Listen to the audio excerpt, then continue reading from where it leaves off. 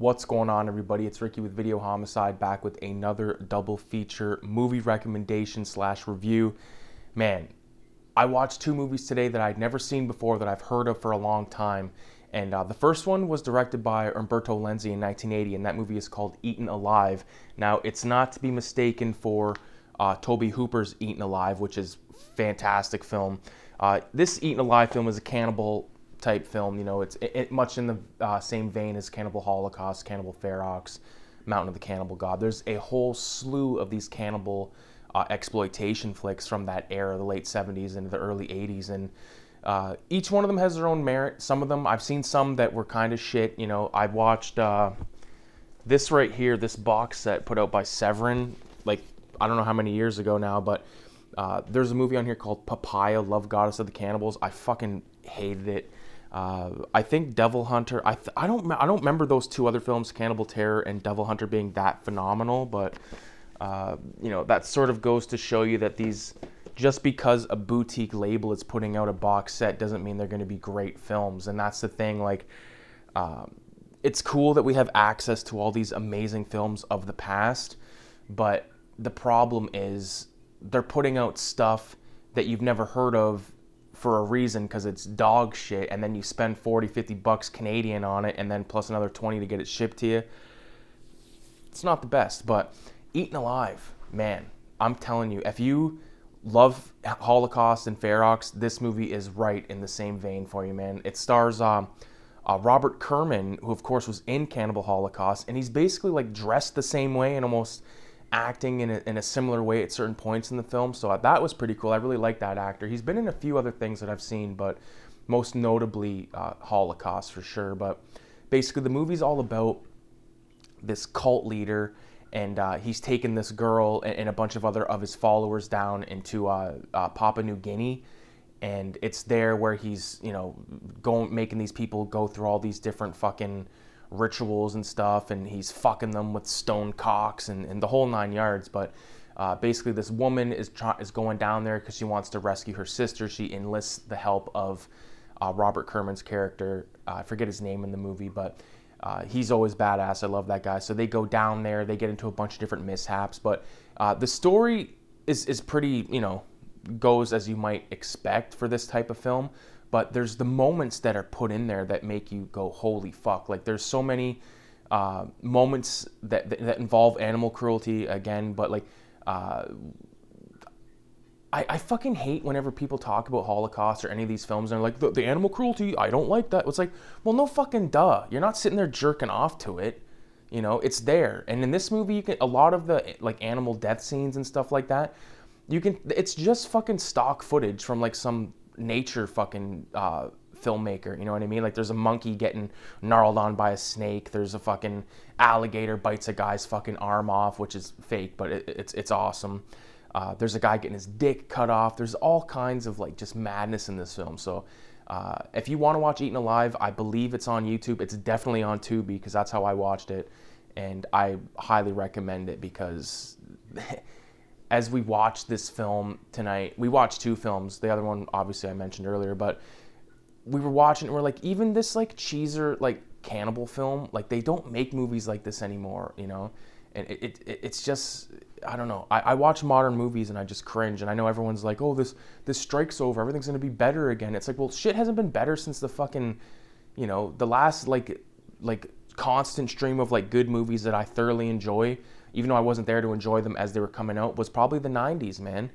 You know, with the whole sort of indie era where you got a lot of, you know, movies like Leon the Professional, you know, Reservoir Dogs and fucking Mallrats, Clerks, all that type of bullshit. But yeah, as far as Eaten Alive goes, check it out. I'd love to own this film. I think the poster's great, but we're going to talk about Don't Torture a Duckling now, which is a Fulci film that I had not seen yet. And god damn it, I fucking love this movie. So it's basically all about these kids that are being killed. And like this, how the fuck was this movie not a video nasty, first of all? Because there's like kids getting strangled, you know, kids with their fucking heads fucking busted open, kids drowning, you know, like all kinds of just insanity. And like the Donald Duck thing kind of comes back into play, which gives me vibes of New York Ripper, because it plays into the story later on with this doll. You know, like there's this town where all this shit's happening, and there's this like girl that used to be a model or some shit, and she comes and lives in the town, and she's one of the suspects. You know how these fucking giallo films go. But as good as this film was, I said to myself in my head when the movie was rolling, I'm like, I bet you I know who the killer was, and I was fucking right. So if you watch it, you'll probably be right as well. I'm not going to spoil that because, you know, I will say that at the end of the film, I like the whole interaction between the killer and then this final little girl and shit like that. So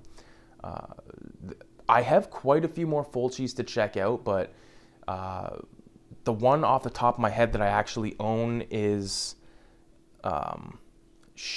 a woman in a lizard in a woman's skin, and Touch of Death.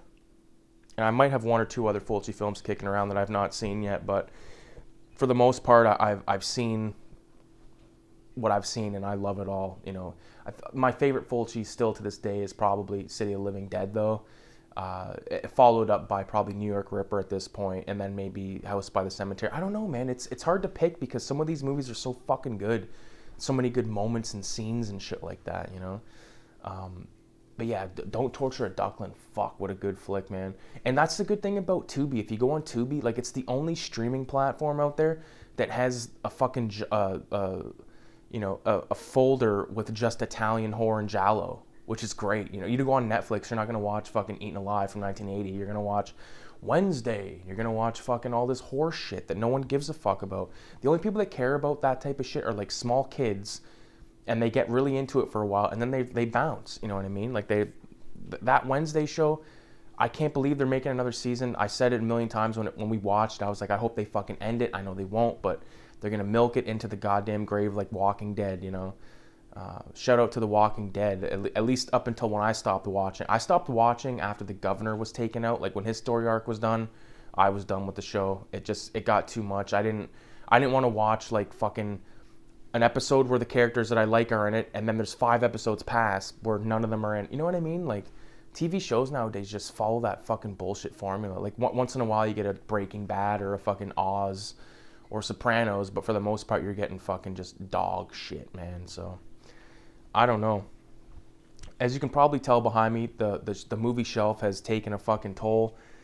There's less movies on it every time I make one of these videos just because I'm packing everything up, getting it ready for this move. I've moved a bunch of stuff already over there and just making my way doing that shit. I painted this weekend. I'm sore as fuck. So I'm going to call the video over at this point. I'm going to smoke the rest of my fucking joint, chill out, drink some water, crash out, go to work, and fucking rinse and repeat, baby.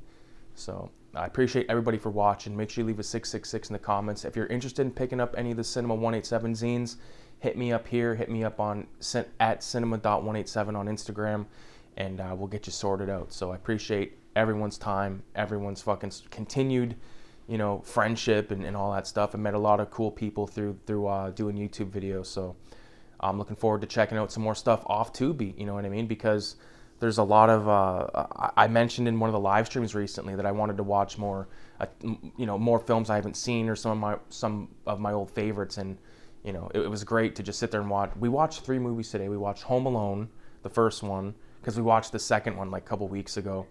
And Eaten Alive and Don't Torture a Duckling. So that's a hell of a triple feature. So my review on Home Alone 1, it's fucking phenomenal. My favorite line in that film,